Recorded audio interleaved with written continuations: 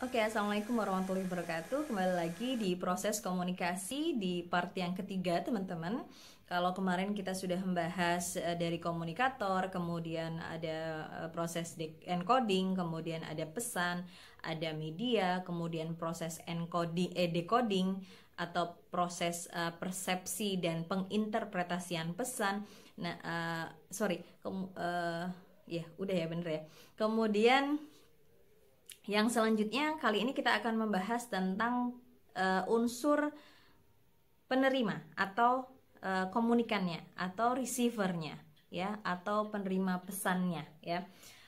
Nah di sini receiver atau penerima pesan itu dikatakan tadi memiliki banyak hal karena mereka akan terbagi menjadi beberapa kriteria baik itu dibagi menjadi konteks sosiodemografi, kemudian secara psikologisnya seperti apa, kemudian secara konteks mobilitasnya dia seperti apa. Karena ketika komunikator tidak mengetahui kriteria dari khalayak,nya atau penerima pesan atau komunikannya, tentu saja komunikator akan mengalami kesusahan dalam meng-create atau meng-encoding pesan yang akan dia hantarkan gitu ya.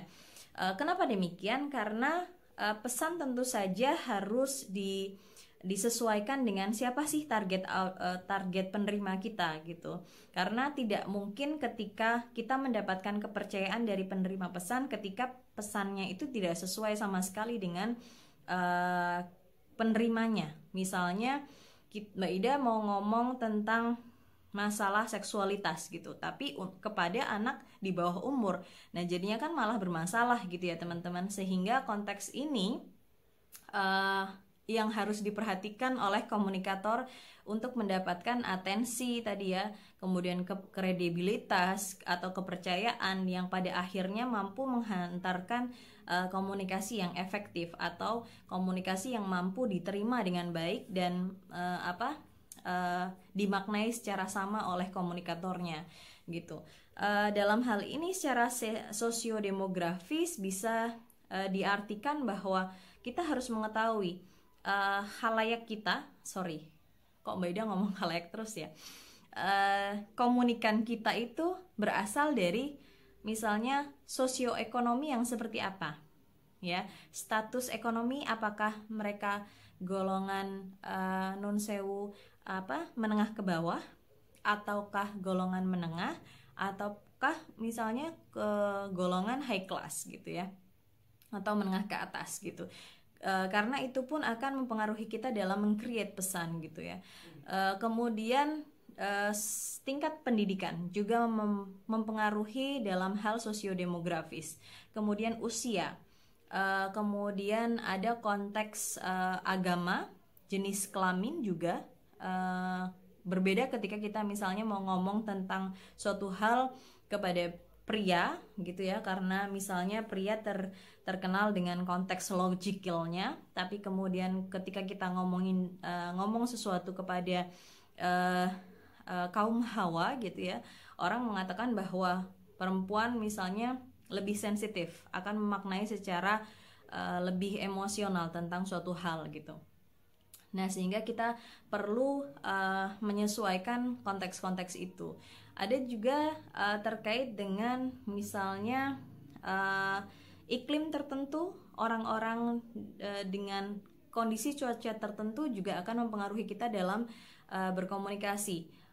Bagaimana kita berpakaian misalnya, atau misalnya kita akan menerima pesan atau meng-create pesan misalnya gaya busana kita ketika di Paris yang musim dingin gitu akan berbeda ketika misalnya kalian datang ke Indonesia dengan pakai coat gitu ya teman-teman, atau pakai pakaian tebal gitu. Itu akan dimaknai, Mbak Ida ki aneh ya gitu, orang di negara tropis panas banget kok pakainya coat gitu. Sehingga pesan yang disampaikan itu harus disesuaikan dengan konteks sosiodemografis. Yang kedua adalah konteks psikologikal ya. Psychological di sini diartikan bahwa si penerima pesan ini dalam keadaan yang seperti apa, karena akan mempengaruhi apakah terdapat misalnya nun sewu hambatan dia secara psikologis, dia sedang dalam keadaan depresi ataukah dalam keadaan yang betul-betul sehat gitu teman-teman. Karena kita akan berbeda ya bagaimana cara kita berkomunikasi dengan teman-teman yang misalnya sedang dalam kesusahan gitu ya secara psikis gitu. Kemudian ada konteksnya ketika misalnya kita tahu seseorang sedang marah gitu ya, atau tidak dalam keadaan baik secara mood gitu ya, atau dibilang tidak memiliki good mood gitu ya, itu juga akan mempengaruhi. Lain ketika misalnya kita berbicara dengan orang yang sangat periang gitu, atau dia selalu mempunyai hawa yang menyenangkan gitu, atau selalu prima, atau dalam keadaan yang good mood tadi, itu secara emosional. Kemudian juga terkait dengan psikologikal, juga terkait dengan timing ya teman-teman. Misalnya kita sedang terkena musibah atau kehilangan seseorang, atau memang beneran ada bencana gitu, yang kemudian komunikasi kita, komunikator akan disesuaikan dengan komunikannya secara psikologis seperti apa keadaannya. Demikian. Kemudian selain itu komunikator juga harus memahami kondisi mobilitas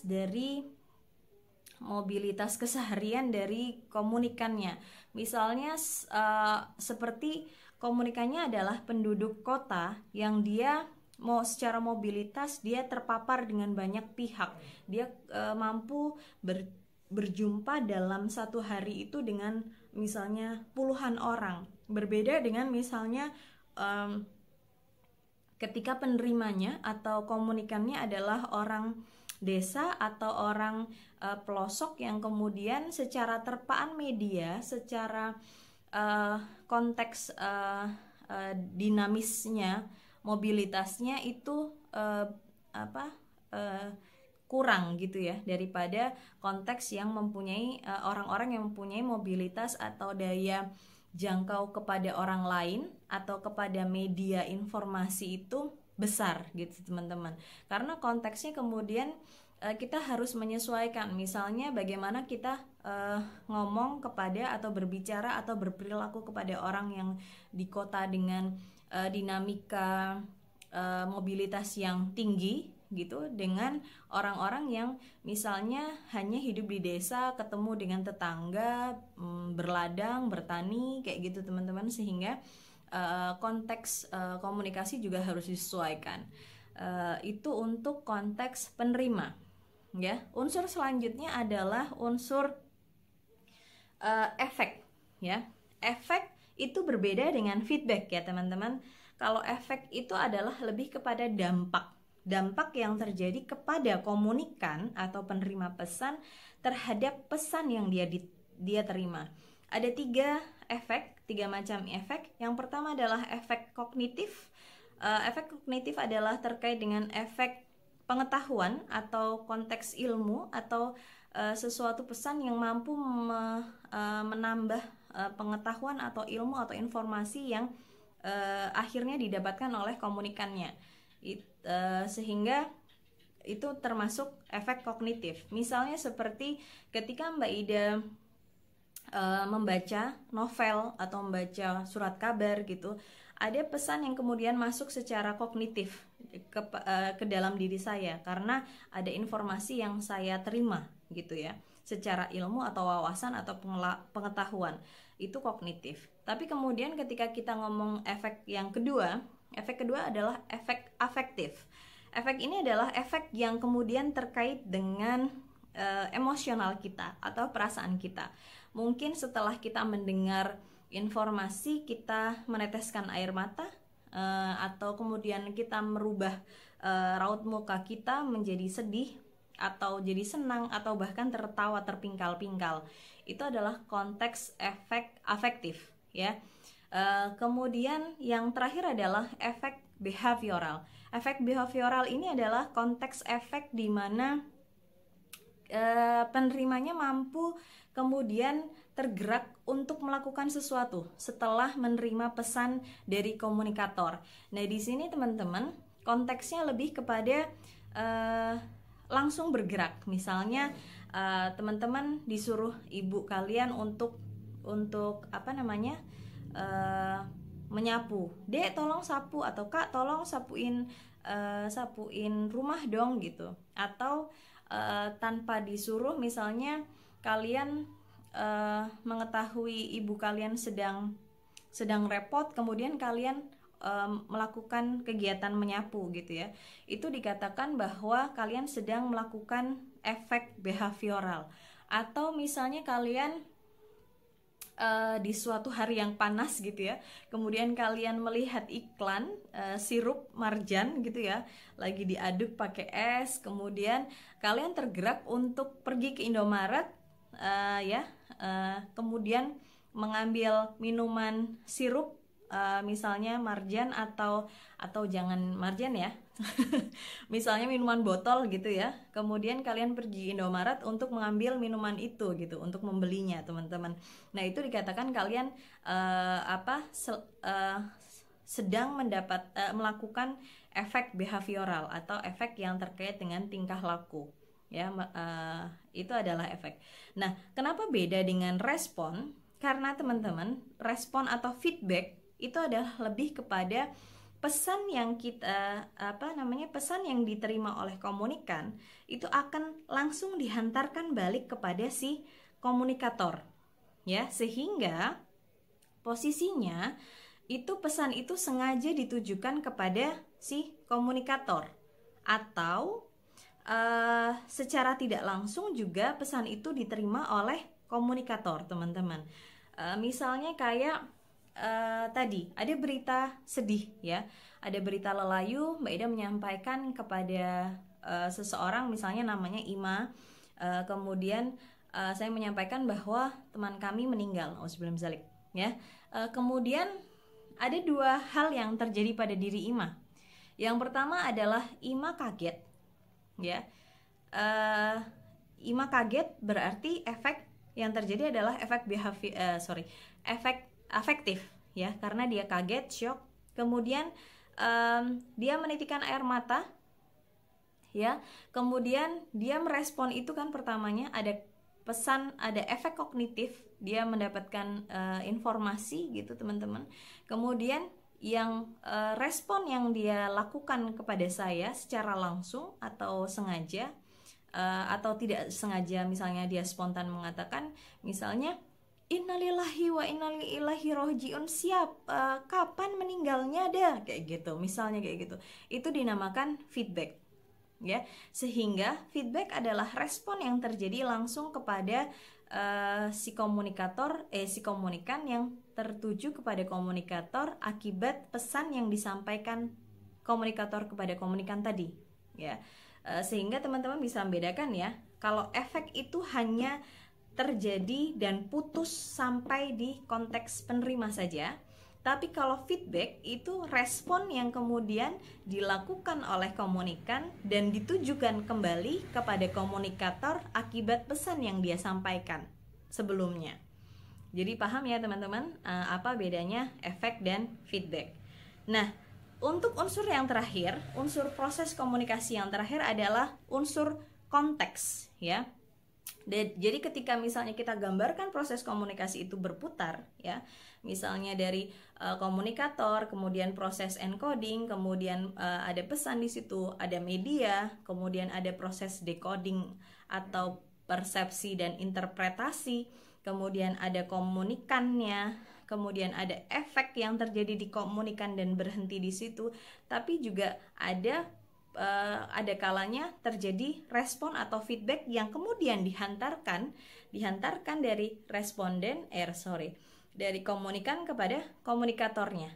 Nah, itu adalah the whole process of communication. Tapi di luar dari proses itu ya, kalau kita gambarkan di luar itu ada environment-nya, ada konteks yang melingkupi proses komunikasi. Konteksnya apa aja? Bisa ruang ya, bisa waktu, bisa kita pernah membicarakannya, bisa konteks secara psikis, ya, bisa konteks secara dimensi waktu, tempat, waktu, ruang, tempat, psikis, dan fisik, ya. Kalau fisik tentu keadaan diri kita secara personal, apakah kita sehat atau letih, atau lagi lapar, atau lagi tidak enak badan secara fisik. Tapi kalau psikis itu terkait dengan emosional kita yang tadi kita bahas sebelumnya. Kemudian kalau konteks tadi psikis itu sedih, ya, sedih, kemudian secara psikis kita sedang depresi atau terdapat tekanan atau seperti apa, itu psikis. Kemudian yang selanjutnya adalah konteks ruang. Ruang kita sudah membicarakannya di prinsip-prinsip komunikasi terkait dengan misalnya cuaca, terkait dengan berisiknya tempat atau sepinya suatu tempat, itu akan juga mempengaruhi kita dalam melakukan komunikasi. Kemudian terkait dengan misalnya kita berbicara di outdoor atau di indoor, itu juga mempengaruhi. Kemudian konteks timing atau waktu itu juga mempengaruhi, ya. Misalnya kita melakukan komunikasi di dini hari atau di malam hari kah, atau di waktu senggang dengan waktu sibuk, atau di waktu occasion tertentu, lebaran atau pernikahan atau apapun, itu juga akan mempengaruhi kita dalam melakukan komunikasi, teman-teman. Sehingga keseluruhan dari proses komunikasi itu akan juga terpengaruh dengan konteks. Mungkin sekian bagaimana penuturan Mbak Ida tentang bagaimana sih proses komunikasi yang terjadi. Teman-teman nanti bisa melakukan atau mereview ulang dengan melihat di sekeliling kita sebenarnya seperti apa proses komunikasi yang terjadi, dan kalian bisa mengevaluasinya, dan kemudian kalian bisa share kepada teman atau kembali melakukan feedback kepada Mbak Ida ketika misalnya kalian mempunyai tanggapan. Demikian teman-teman, terima kasih atas atensinya. Billahi taufiq wal hidayah. Wassalamualaikum warahmatullahi wabarakatuh.